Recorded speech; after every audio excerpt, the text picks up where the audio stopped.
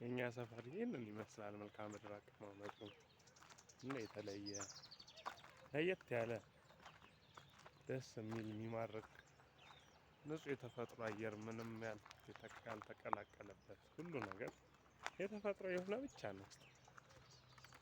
እዚህ አካባቢ ነው ያያችሁ ጎብኘት አድርጉ።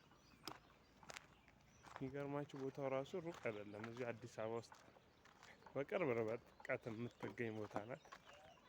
ሰፈር ሲሆን የተለያዩ አድባራት ገዳማት ያሉበት አካባቢ ነው። እዚህ ውስጥ የሌለ የእንስሳ ዘር የተለያዩ እንስሳዎች ይገኛሉ። ጅብ ለምሳሌ ጅብ፣ ከርከሮ፣ ሚዳቁ የመሳሰሉትን በዚህ ጫካ ውስጥ ማግኘት እንችላለን። እዚሁ አዲስ አበባ ውስጥ በቅርብ ርቀት ማለት ነው። ሁላችሁም ይሄንን አየር እንዲህ ነፈስ ተሽክርክር እያላችሁ ማየት ትችላላችሁ።